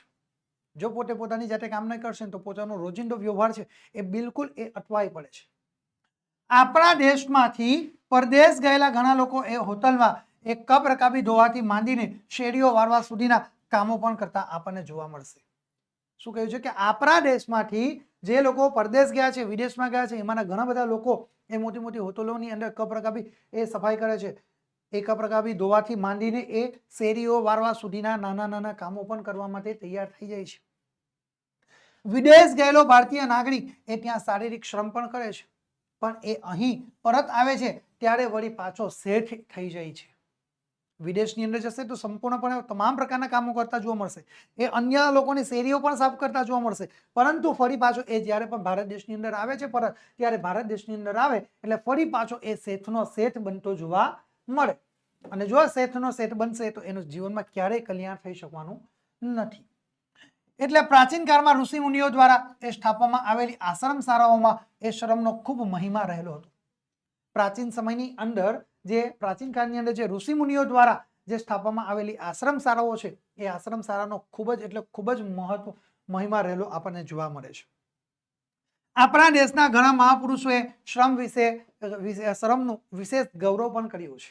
જેની અંદર આપણે જોઈશું તો ગાંધીજી, સરદાર વલ્લભભાઈ પટેલ, વિનોબા ભાવે, રવિશંકર મહારાજ અને બબલભાઈ મહેતા વગેરે તેમના જીવનમાં એ શાળાએ અને શ્રમને જ પ્રાધાન્ય પણ આપેલું જોવા મળશે.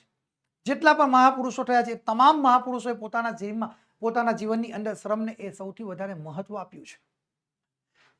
અને કઠોર પરિશ્રમનો એ કોઈ વિકલ્પ નથી. આપણે પરિશ્રમ રૂપી પારસમણીના એ સ્પર્શથી જ એ સુખી થઈ શકીએ છીએ. શું કહ્યું છે કે કઠોર પરિશ્રમનો કોઈ વિકલ્પ નથી. આપણે પરિશ્રમ રૂપી પારસમણીના સ્પર્શથી જ એ સુખી થઈ શકીએ છીએ. આથી આપણે શ્રમ કરવા માટે હર હંમેશ તત્પર રહેવું જોઈએ. શું કરવું જોઈએ? આથી આપણે હર હંમેશના માટે આપણે તત્પર જ રહેવું જોઈએ. શ્રમ કરવા માટે કોઈ પણ કહે એટલે આપણે હંમેશના માટે તત્પર રહેવાનું છે.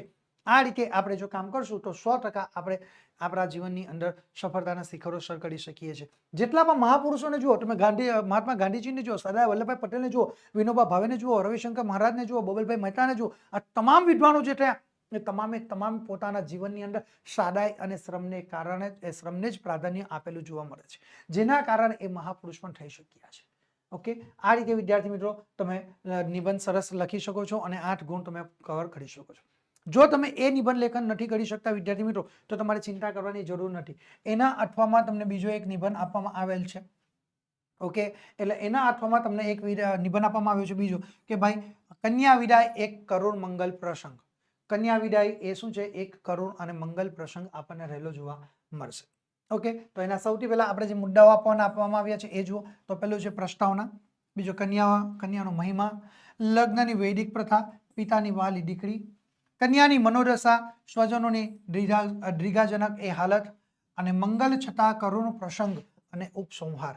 આટલી બાબતો, આટલા મુદ્દાઓ છે આ તમામ મુદ્દાઓને આપણે આ કન્યા વિદાય એક કરુણ મંગલ પ્રસંગની અંદર આલેખન કરવાનો છે. ઓકે, તો આપણે નિબંધ લેખનની શરૂઆત કરીએ છીએ. તો પેરેગ્રાફ પાડવાનો કે ભાઈ દીકરી એ ઉંમર લાયક થાય, પરણવા યોગ્ય એ કન્યા બને, એની પહેલી ખબર એ ઘરમાં માને થાય છે. શું કહ્યું છે કે દીકરી એ ઉંમર લાયક થાય છે, પરણવા લાયક એ યોગ્ય કન્યા બને, એની સૌથી પહેલામાં પહેલી ખબર એ પોતાની માતાને થાય છે.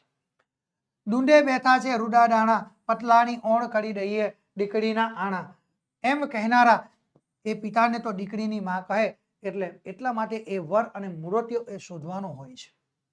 દીકરીના પિતાએ તો શું કરવું છે? માત્ર અને માત્ર દીકરીને માટે એ મૂર્તિઓ શોધવાનો હોય છે. પિતા માટે એ મીઠી ચિંતા હોય છે. આપણને લાગશે એ નાનકડી ચિંતા, પરંતુ એ પિતાના માટે એક બહુ મોટી જવાબદારી છે. એ વાત પણ તેમણે અહીંયા આગળ આપણી સામે રજૂ કરેલી છે. આપણા પુરુષ પ્રધાન સમાજમાં હવે સમયની સાથે જીવનશૈલીએ પણ એક કરવટ બદલી લીધેલી જોવા મળશે. શું છે કે આપણા પુરુષ પ્રધાન સમાજમાં હવે સમયની સાથે એ જીવનશૈલીએ પણ એ પોતાની કરવટ બદલી લીધેલી જોવા મળે છે. દીકરી એ સાપનો ભારો નથી રહી. દીકરી જેમ મા બાપના લાડકોડ એને મળે છે. મા પહેલા પ્રેમ લાડ કરે છે. અને શું કહ્યું છે કે ભાઈ દીકરીની જેમ મા બાપના લાડકોડ એને મળે છે. મા પહેલા પ્રેમ એ લાડ કરે છે. મા એ પહેલા તેને પ્રેમ કરે છે, લાડ કરે છે, વહાલ કરે છે અને પછી ગુસ્સો કરે છે. જ્યારે પિતા એ પ્રકૃતિ એ કઠોર સ્વભાવના હોય છે.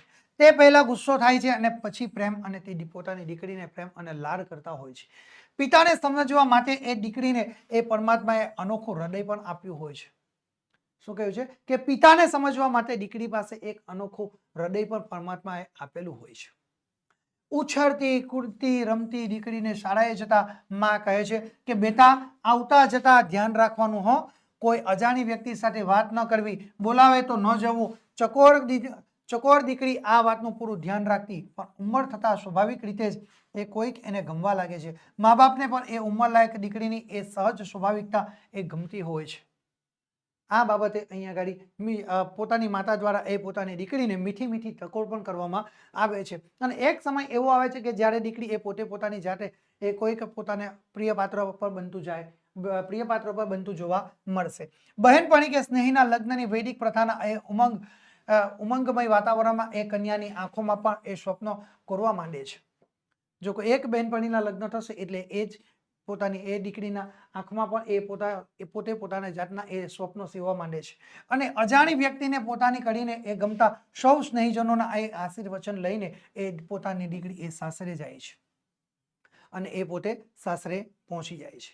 શું કહ્યું છે કે અજાણી વ્યક્તિને પોતાની કરે છે. દીકરી એટલે જે પરિવારને આપણે ઓળખતા નથી, જેનાથી આપણે વાકેફ નથી, એની રહેણી કહેણી, બોલવા ચાલવાની ઢબ, એની રીત રિવાજો એનાથી આપણે વાકેફ નથી, એવી વ્યક્તિને એ દીકરી પોતાના બનાવી લે છે. ગમતા સૌ સ્નેહીજનોના આશીર્વચન લઈને એ દીકરી એ સાસરે એ વિદાય લે છે. અનિલ જોશીએ તો એ કન્યા વિદાય કાવ્યમાં કેસરિયારો સાફો સમી સાંજનો અને ઘરનું ફળિયું લઈને ચાલતો દર્શાવ્યો છે. શું કહ્યું છે? અનિલ જોશીએ પોતાની સરસ એક કાવ્ય છે કન્યા વિદાયની અંદર બહુ સરસ વાત રજૂ કરી છે. કેસરિયારો સાફો સમી સાંજનો ઘરનું ફળિયું લઈને ચાલતો દર્શાવ્યો છે કે કેસરિયારો સાફો જે ધારણ કરનાર જે પતિ છે એ આગળ ચાલી રહ્યો છે એ વાત તેમણે રજૂ કરેલી છે. બહુ સરસ મજાની વાત રજૂ કરી છે પંક્તિની અંદર, કાવ્યની અંદર. આગળ જોઈએ તો વાતાવરણ માત્ર કરુણ નથી, એ મંગલમય કરુણ છે. મનુષ્ય ક્યારેક એ રૌદ્રનો ભોગ બને છે તો ક્યારેક એ શૃંગારનો અનુભવ પણ કરે છે. ક્યારેક એ વીરરસની ગાથા સાંભળે છે તો એ ક્યારેક વિવિધ વાતાવરણના એ સજ્જામાં એ સપરાય પણ છે. પરંતુ કન્યાની વિદાય એ એની મંગલમય અને કરુણાની પવિત્રતાની હૃદયના તળને એ મૌનમાં ધકેલી દેતી જોવા પણ મળે છે. આ દીકરી એ આ રીતે પોતાની વેદનાને, પોતાની પરિસ્થિતિને રજૂ કરે છે. એટલે અહીંયા સરસ મજાની એક પંક્તિ આપણે લખી શકીએ કે પૈંડુ સિંચતા રસ્તો આખો કોલાહલમાં ખૂપે, શૈશવથી ચિતરેલી શેરી સુનકારમાં ડૂબે. કેટલું સરસ કહ્યું છે જુઓ કે પૈંડુ સિંચતા રસ્તો આખો કોલાહલમાં ખૂંપે, શૈશવની ચિતરેલી શેરી એ સુનકારમાં ડૂબે. એક બાજુ કન્યાના બાળપણની રૂડી રૂપાળી દુનિયાના એ ડુસકા ભરતી એ દૂર હડસેલાય છે, ત્યાં કેસરિયારા સાફા સાથે આંગળી પકડી અજાણ્યા મુલકની એ મુસાફરી કરવાની એના માટે રહેલી હોય છે. ભાવિ જીવન યાત્રાનો એક વિશિષ્ટ પડાવ એ કન્યાની મનસ્થિતિનો એ ગમતીલો એ વીરો પણ આપણને રહેલો જોવા મળે છે. આ રીતે આપણે સરસ રીતે અહીંયા આગળ નિબંધની અંદર પંક્તિનો ઉલ્લેખ કરી શકીએ છીએ. કન્યા વિદાયનું આ દ્રશ્ય જોઈને જેને કન્યા સાથે કશી લેવા દેવા ન હોય એની આંખો પણ એ આંસુથી ઉભરાઈ જાય છે. એની આંખો પણ એ કન્યા વિદાય સાથે કશું કોઈ જ પ્રકારનો લેવા દેવા નથી. એ વ્યક્તિ પણ જ્યારે કਦੇ પોતાની દીકરીની વિદાય થતી હોય ત્યારે એની આંખમાંથી પણ આંસુ આવતા જોવા મળે છે. કન્યા વિદાય વેળાએ બધું શાંત પડી જાય છે. સૌના મોં પર ગમગીન છવાઈ જાય છે અને સગા સંબંધીઓને ભેટીને દીકરી મા બાપને ઘેરથી એ વિદાય લે છે. અને આ વખતનું જે દ્રશ્ય એ અત્યંત કરુણ આપણને રહેલું જોવા મળે છે. જો તમે આ દ્રશ્ય જોયું હશે તો તમારા આંખમાંથી પણ આંસુ ચોક્કસપણે નીકળશે. એ આંખમાં આંસુ જે આવે છે તેને તમે ક્યારેય રોકી શકતા નથી. કોઈ કઈ બોલતું નથી. સૌની આંખો આંસુઓથી છલકાઈ જાય છે. એમાંય મા બાપ માટે કન્યા વિદાયનો પ્રસંગ એ અસહ્ય બની જાય છે. શું છે? સૌની આંખમાં એ આંસુની ધાર એ વહેવાની શરૂ થઈ જાય છે અને એમાંય મા બાપ માટે એ કન્યા વિદાયનો જે પ્રસંગ એ અસહ્ય બની જાય છે. દીકરી જ્યારે મા બાપને ભેટે છે ત્યારે એ કથન કારજાનો પિતા પણ એ મન મક્કમ રાખવા છતાં એ પોતાની આંખના આંસુને રોકી શકતો નથી. કહેવાય છે કે પિતા એ શ્રીફળ જેવું છે કે જે બહારથી કઠોર છે પરંતુ અંદરથી કોમળ છે, મીઠાશ ભરેલી છે એની અંદર. એવા એ કથન અને મક્કમ મનના જે પિતા છે એ પિતા પણ પોતાની આંખમાંથી આંસુની જે ધાર વહી રહી છે તેને એ રોકી શકતા નથી. અને એક બાળકની જેમ તે ધ્રુસકે એ પિતા પણ રડી પડે છે. આજે એને બરાબર સમજાય છે કે દીકરી તો પારકી થાપણ કહેવાય. શું સમજાય છે આજે પિતાને? કે દીકરી એ તો પારકી થાપણ કહેવાય છે. લાડકોડથી ઉછરેલી દીકરી આજે પિતાનું ઘર છોડી એ પતિના ઘરે જશે. દીકરીએ પારકાને પોતાના કરવા પડે છે. શું? લાડકોડથી જે દીકરીને ઉછેર કરવામાં આવે છે એ જ દીકરી આજે પોતાના પિતાનું ઘર છોડીને એ પોતાના પતિના ઘરે જશે. અને દીકરીએ પારકાને પોતાના કરવા પડે છે. અને એ જ દીકરીએ જે પોતાના વ્યક્તિ છે, સામેવાળી વ્યક્તિને ઓળખતા નથી, જાણતા નથી, એ વ્યક્તિને પોતાના કરવા પડે છે. દીકરીએ સાસરામાં જઈને બધાને અનુકૂળ થઈને રહેવું પડશે. દીકરીએ સાસરીમાં જઈને સૌ કોઈને અનુકૂળ થઈને રહેવું પડશે. તેણે ઘણી બાંધછોડ કરવી પડશે. તેણે ઘણી બધી બાંધછોડ કરવી પડશે. સંસ્કારી અને કુરવાન દીકરી એ પિયર અને સાસરીની એમ બે કુટુંબોની એ પ્રતિષ્ઠા પણ વધારતી આજે આપણને જોવા મળે છે. શું? દીકરી એ સંસ્કારી અને કુરવાન જે દીકરી છે એ પોતાના પિયર અને સાસરાની એમ બંને કુટુંબની એ પ્રતિષ્ઠામાં વધારો પણ કરે છે. એટલે તો કહેવાય છે કે દીકરી એક કુળને નહીં પરંતુ દીકરી બે કુળને ઉજાડે છે. આ રીતે આપણે સરસ મજાનો આ નિબંધ લેખન કરી શકીએ છીએ વિદ્યાર્થી મિત્રો. જો વિદ્યાર્થી મિત્રો એ નિબંધ લેખન આપણે નથી કરી શકતા તો એના અથવામાં તમારે ચિંતા નહીં કરવાની. એના અથવામાં પણ તમને ત્રીજો નિબંધ આપ્યો છે કે ભાઈ મિત્રતાની મીઠાશ. આ તમારો ત્રીજો નિબંધ છે વિદ્યાર્થી મિત્રો. ઓકે, તો આપણે જોઈએ એના મુદ્દા. સૌથી પહેલા પ્રસ્તાવના, મૈત્રીનો મહિમા, મિત્રની મહત્તા, સાચા મિત્રોથી થતા લાભ, આદર્શ મૈત્રીના પ્રાચીન ઉદાહરણો, સુખ દુઃખનો સાથી અને ઉપસંહાર. ઓકે, આટલી બાબતો વિદ્યાર્થી મિત્રો આપણા માટે ખૂબ જ મહત્વની રહેલી છે. આ તમામ મુદ્દાઓને આપણે નિબંધ લેખનની અંદર આવરી લેવાના છે. ઓકે, તો આપણે અહીંયા જો આપણો વિષય જોઈએ કે મિત્રતાની મીઠાશ, એનો નિબંધ લેખનની શરૂઆત કરીએ. ઓકે, તો સૌથી પહેલા આપણે સરસ મજાનો અહીંયા આગળ આપણે એક પંક્તિ લખી લેવાની છે.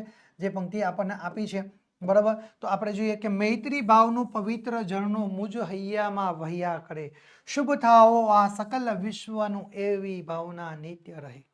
શું કહ્યું છે? કે મૈત્રી ભાવનું પવિત્ર ઝરણું મુજ હૈયામાં વહ્યા કરે, શુભ થાઓ આ સકલ વિશ્વનું એવી ભાવના નિત્ય રહે. આ સરસ મજાની એક જે પંક્તિ છે બરાબર, એ પંક્તિનો આપણે ઉલ્લેખ કરીને આપણે આપણા નિબંધ લેખનની શરૂઆત કરવાની છે. ઓકે, ચલો. એટલે આપણે અહીંયા ગાડી જુઓ તો હવે આપણે અંગ્રેજીમાં અહીંયા ગાડી જે આપણા માટે કહેવત છે બરાબર, કે અંગ્રેજીમાં એક કહેવત છે, tell me who are his friends and I will tell you which type of man he is. અર્થાત તમે મને એ કહો કે તેના મિત્ર કોણ છે. શું અહીંયા એનો મતલબ શું થશે કે ગુજરાતીમાં આપણે તેનો અનુવાદ કરીએ તો શું થાય કે તમે મને એ કહો કે તેના મિત્રો કોણ છે તો હું તમને એ જણાવીશ કે તે કેવી વ્યક્તિ છે. તમે મને એ જણાવો કે એના મિત્રો કોણ છે તો હું તમને જણાવીશ કે તે વ્યક્તિ કેવી છે. એટલે કે કોઈ પણ વ્યક્તિના મિત્રોને આધારે તેના ગુણ દોષોનું અનુમાન થઈ શકે છે. કોઈ પણ વ્યક્તિ હોય એ વ્યક્તિના આધારે આપણે આપણા મિત્રો તે મિત્રોના આધારે એ વ્યક્તિના ગુણ દોષના આધારે આપણે તેનું અનુમાન લગાવી શકીએ છીએ બરાબર, એટલે કોઈ પણ વ્યક્તિના મિત્રોના આધારે તેના ગુણ દોષનું અનુમાન થઈ શકે છે. ગુજરાતીમાં પણ સંગ તેવો રંગ અને સોબત તેવી અસર જેવી કહેવતો આજે પણ આપણને ખૂબ જ જાણીતી રહેલી જોવા મળે છે. શું જોવા મળે છે? ગુજરાતીમાં કઈ કહેવત છે કે ભાઈ સંગ તેવો રંગ અને રંગ તેવો સોબત. બરાબર, એક આપણને કહેવામાં આવ્યું છે. જીવનમાં એકાદ સારો મિત્ર હોવો જરૂરી છે. શું કહ્યું છે કે જીવનની અંદર એકાદ સારો મિત્ર પણ હોવો જરૂરી છે. આવો મિત્ર આપણા સુખ અને દુઃખમાં આપણી પડખે ઊભો રહે. જીવનમાં એકાદ સારો મિત્ર હોવો જરૂરી છે અને આવો મિત્ર એ આપણા સુખ અને દુઃખમાં આપણી પડખે હંમેશના માટે ઊભો રહે. આપણને સારી બાબતો એ શીખવી શકે, ક્યારેક એ માર્ગદર્શક, પ્રેરણા અને પ્રોત્સાહન પણ આપી શકે છે. શું આપણને એ સારી સારી બાબતો આપણો મિત્ર શીખવતો હોવો જોઈએ. ક્યારેક એ માર્ગદર્શન આપે, ક્યારેક એ પ્રેરણા આપશે અને ક્યારેક એ પ્રોત્સાહન પણ આપી શકે એવો આપણો મિત્ર હોવો જોઈએ. સારા મિત્રની સોબત આપણને એ સુખી, સમૃદ્ધ અને ઉત્તમ બનાવી શકે છે. શું કહ્યું છે કે સારા મિત્રની જે સોબત છે એ આપણને સુખી બનાવશે, સમૃદ્ધ બનાવશે અને ઉત્તમ પણ બનાવી શકે છે. જો કે સારો અને સજ્જન મિત્ર એ શોધવાનું કામ સહેલું નથી. શું છે? આ જગતની અંદર, આ વર્તમાન સમયની અંદર આપણે સારો અને સજ્જન મિત્ર શોધવાનું જે કામ છે એ સૌથી મોટામાં મોટું કામ છે. સૌથી કપરું કામ હોય તો એ રહેલું છે. એટલે સરસ મજાની અહીંયા આગળ આપણે એક પંક્તિનો આપણે ઉપયોગ કરી શકીએ છીએ કે શેરી મિત્રો 100 મળે, તાળી મિત્રો અનેક. શેરી મિત્રો તો આપણને 100 મળશે, પણ તાળી મિત્રો અનેક. જેમાં સુખ દુઃખ પામીએ તે લાખોમાં એક. જેમાં સુખ દુઃખ આપણે પામીએ તે લાખોમાં એક. આ રીતે અહીંયા આગળ આપણે આ પંક્તિનો ઉપયોગ કરીને આપણે સરસ મજાનો આપણો અહીંયા આગળ નિબંધ લેખન કરી શકીએ છીએ. એટલે કે શેરી મિત્રો એ શેરીના જે મિત્રો છે ને આપણા, એ શેરીના મિત્રો આપણને અનેક રીતે આપણને પ્રાપ્ત થતા જોવા મળશે. ઘણા બધા પ્રાપ્ત થશે. 100 કરતા પણ તમે વધારે મિત્રો પ્રાપ્ત કરી શકો. એટલે કહ્યું છે કે શેરી મિત્રો અને તાળી મિત્રો તો ઘણા આપણને પ્રાપ્ત થાય છે, પરંતુ આપણા સુખ અને દુઃખના સાથી બની શકે એવા મિત્રો તો લાખોમાં આપણને એક જ રહેલો જોવા મળે છે. કારણ કે આજના સમયની અંદર મિત્રો કેવા હોય છે કે ભાઈ એ સુખમાં આગળ રહે અને દુઃખની અંદર પાછળ રહેતા જોવા મળે છે. એટલા માટે અહીંયા કઈ કહ્યું છે, પણ આપણા સુખ દુઃખના સાથી બની શકે એવા મિત્રો તો લાખોની અંદર આપણને એક જ રહેલા જોવા મળે છે. આમ છતાં આપણા સમાજમાં પ્રસંગોપાત એ આદર્શ મૈત્રીના ઉદાહરણો પણ આજે આપણને જોવા મળે છે. આપણે જોઈએ તો આવા આદર્શ ઉદાહરણો આપણે જોઈશું તો ભગવાન શ્રી કૃષ્ણ અને સુદામાને જુઓ. રામ અને સુગ્રીવની મૈત્રી આજે પણ શ્રેષ્ઠ અને અજોડ મનાય છે. ભગવાન શ્રી કૃષ્ણ અને સુદામા એ સારીપની ઋષિના આશ્રમમાં સાથે રહીને ભણ્યા હતા. આજે તમે જુઓ, ઇતિહાસ એનો સાક્ષી છે કે ભગવાન શ્રી કૃષ્ણ અને સુદામા આ બંને આ મિત્રો, એની સાથે જુઓ રામ અને સુગ્રીવની તમે મિત્રતા જુઓ, એ આજે અજોડ માનવામાં આવે છે. ભગવાન શ્રી કૃષ્ણ અને સાદીપની ઋષિ, ભગવાન શ્રી કૃષ્ણ અને સુદામા એ સાદીપની ઋષિના આશ્રમની અંદર સાથે રહીને અભ્યાસ કરતા હતા, સાથે ભણ્યા હતા. કૃષ્ણ એ દ્વારિકાના રાજા બન્યા અને પૂજા પાઠનું કામ કરતા સુદામા એ ગરીબ જ રહી ગયેલા પણ જોવા મળે છે. કૃષ્ણ એ દ્વારિકાના રાજા બન્યા અને પૂજા પાઠનું કામ કરનારા સુદામા એ બ્રાહ્મણ એ ગરીબ રહી ગયા. સુદામાના પત્નીએ તેમને કૃષ્ણ પાસે એ મદદ માંગવા માટે મોકલ્યા હતા. સુદામાના પત્નીએ એ ભગવાન શ્રી કૃષ્ણની પાસે સુદામાને મદદ માંગવા માટે મોકલ્યા હતા અને એ સંકોચને કારણે સુદામા એ શ્રી કૃષ્ણની પાસે કશું જ માંગી શક્યા પણ નહીં. સુદામાના મનમાં ઘણું બધું હતું કહેવાનું, પરંતુ સુદામા એ ભગવાન શ્રી કૃષ્ણને કશું જ કહી શકતા નથી. પણ શ્રી કૃષ્ણ એ સુદામાને વણ માંગે અપાર સંપત્તિ અને સમૃદ્ધિ ભેટમાં આપી દીધા હતા. અને મિત્ર તરીકેની ફરજ જે છે એ ભગવાન શ્રી કૃષ્ણ ત્યાં આગળ પૂરી કરી છે કે ભગવાન શ્રી કૃષ્ણ પર જાણે છે કે પોતાના મિત્રને શું દુઃખ છે, કઈ કઈ વસ્તુની જરૂરિયાત છે, અને એ ભગવાન શ્રી કૃષ્ણએ સુદામાને વણ માંગીએ અનેક પ્રકારની સંપત્તિ આપી, પુષ્કળ પ્રમાણમાં એમને સંપત્તિ આપે છે, અપાર સંપત્તિ આપે છે, સમૃદ્ધિ આપે છે. આ બધી જ વસ્તુ તેમને ભેટમાં આપી. એ પણ તેમને જણાવ્યા વિના તેમના ઘેર મોકલી આપેલી છે. અને તે પણ એ ભગવાન શ્રી કૃષ્ણએ સુદામાને જાણ કર્યા વગર આ તમામ પ્રકારની વસ્તુઓ તેમણે તેમની પાસે મોકલી આપેલી જોવા મળે છે. આ જ રીતે રામ અને સુગ્રીવે એકબીજાને મદદ કરી અને પોતાના મિત્ર ધર્મને તેમણે નિભાવ્યું હતું. કે ભગવાન શ્રી રામને જ્યારે ખરા અર્થમાં એ મિત્રની જરૂર હતી ત્યારે સુગ્રીવે એમને મદદ કરી હતી અને એ પોતાનો મિત્ર તરીકેનો જે ધર્મ છે, ફરજ છે, એને પણ નિભાવી હતી. રામે વાલી જેવા અજય યોદ્ધાને હણીને સુગ્રીવને તેના ત્રાસથી એ મુક્તિ અપાવી. તો સુગ્રીવે રામને રાવણ પાસેથી રાવણ સામેના યુદ્ધમાં તમામ મદદ કરી હતી. કોણે? રામ ભગવાને એ વાલી જેવા અજય યોદ્ધાને હણીને તેને સુગ્રીવને એ વાલીના એ ત્રાસમાંથી તેને મુક્તિ અપાવે છે. તો સુગ્રીવે એ રામને રાવણ સામેના યુદ્ધમાં તમામ પ્રકારની મદદ પણ કરેલી જોવા મળે છે. નાત જાત ધર્મ કે ભાષા જુદા હોવા છતાં બે વ્યક્તિ મિત્રતાના સંબંધથી એ જોડાય છે. મિત્ર કેવા હોય? અલગ અલગ જાતિ, અલગ અલગ ધર્મ, અલગ અલગ જ્ઞાતિ, સમાજ, ભલે ને ગમે એટલા અલગ હોય, પરંતુ એ બે મિત્રોના મિત્રતાના જે સંબંધ છે એ ભલે અલગ હોય તો પણ એકબીજાથી એ જોડાય છે. સ્વભાવ અલગ હોવા છતાં એકબીજાને એ અનુકૂળ થવા માટે એ હંમેશા માટે પ્રયત્ન કરતા હોય છે. એકમેકની પસંદગીનો ખ્યાલ રાખે છે. એકબીજાના પ્રત્યે એ નિસ્વાર્થ સ્નેહની ભાવના પણ રાખતા જોવા મળે છે. મિત્રતા એ કોઈ પણ સગાઈ વિનાનો, અપેક્ષા અને શરત વિનાનો અદ્ભુત એ સંબંધ છે. શું છે? મિત્રતા એની અંદર ક્યાંય કોઈ સ્વાર્થ નથી હોતો કે કોઈ પણ પ્રકારની સગાઈ હોતી નથી. એની અંદર ક્યાંય કોઈની અપેક્ષા નથી હોતી કે કોઈ પણ પ્રકારની શરતનું પાલન પણ કરવાનું હોતું નથી. બરાબર? એ મિત્રતા એ કેવો છે કે ભાઈ સગાઈ વિનાનો, અપેક્ષા વિનાનો અને શરત વગરનો એ અદ્ભુત સંબંધ આપણને રહેલો જોવા મળે છે. મિત્રતા એ મનુષ્યને માંગ્યા વગર ઈશ્વરે આપેલું એક પ્રકારનું વરદાન છે. શું છે ભાઈ? મિત્રતા એ મનુષ્યને ઈશ્વરે આપેલું એક પ્રકારનું વરદાન છે. વગર માંગીએ આપેલું એ વરદાન આપણને રહેલું જોવા મળશે. જેને એક પણ સાચો મિત્ર હોય તે કદી એકલો પડતો નથી. જે વ્યક્તિને પોતાના જીવનની અંદર એક પણ જો સાચો મિત્ર હશે ને તો એ વ્યક્તિ પોતાના જીવનની અંદર ક્યારે પણ એકલો પડતો નથી. સુખ અને દુઃખ બંને સ્થિતિઓમાં સાચો મિત્ર સાથ નિભાવે છે. સાચો મિત્ર કેવો હોય છે કે ભાઈ સુખમાં પણ એ આપણી સાથે રહે છે અને દુઃખમાં પણ આપણી સાથે રહે છે. પરંતુ આજે આપણે ઘણા બધા મિત્રો કેવા જોવા મળે કે ભાઈ સુખમાં આપણી સાથે, કોઈ દુઃખ આવશે તો એ તરત ત્યાંથી ભાગી જશે. કોઈક ને કોઈક પ્રકારે બહાના કાઢીને ત્યાંથી જતા રહેતા જોવા મળે. પરંતુ સાચો મિત્ર કેવો છે કે ભાઈ સુખમાં પણ આપણી સાથે રહેશે અને દુઃખમાં પણ એ આપણો સાથ છોડતા નથી. બંને પરિસ્થિતિઓમાં સાચો મિત્ર એ આપણો સાથ નિભાવતો જોવા મળે છે. પરિવારના સભ્યો આપણને ક્યારેય સાથ ન આપે પણ મિત્ર આજીવન આપણો સાથ એ નિભાવે છે. શું? પરિવારના સભ્યો આપણો કદાચ સાથ છોડી પણ દેશે, પરંતુ આપણો મિત્ર હોય ને એ મિત્ર છેવટ સુધી આપણો સાથ છોડતો નથી. એ ચોક્કસપણે આપણો સાથ નિભાવે છે. ખરેખર મિત્રતાની મીઠાશ એ અનોખી આપણને રહેલી જોવા મળે છે. શું છે? તો ભાઈ ખરેખર એ મિત્રતાની જે મીઠાશ છે ને એ અનોખી આપણને રહેલી જોવા મળે છે. ઓકે, જો વિદ્યાર્થી મિત્રો તમે ગુજરાતી વિષયના નવા અપડેટ મેળવવા માંગો છો તો તમે અત્યારે જ ગુજરાતી વિષયના વોટ્સઅપ ગ્રુપની અંદર જોડાઈ જજો. કોર્સને લગતી માહિતી મેળવવા માટેની જે લિંક છે એ તમને અહીંયા નીચે દર્શાવવામાં આવી છે. ત્યાંથી તમે એ લિંકના માધ્યમથી પણ તમે માહિતી મેળવી શકો છો, અથવા તમે અમારા મોબાઈલ નંબરનો સંપર્ક કરી શકો છો. અમારો મોબાઈલ નંબર છે 7046222256 નંબરનો તમે સંપર્ક કરી શકો છો.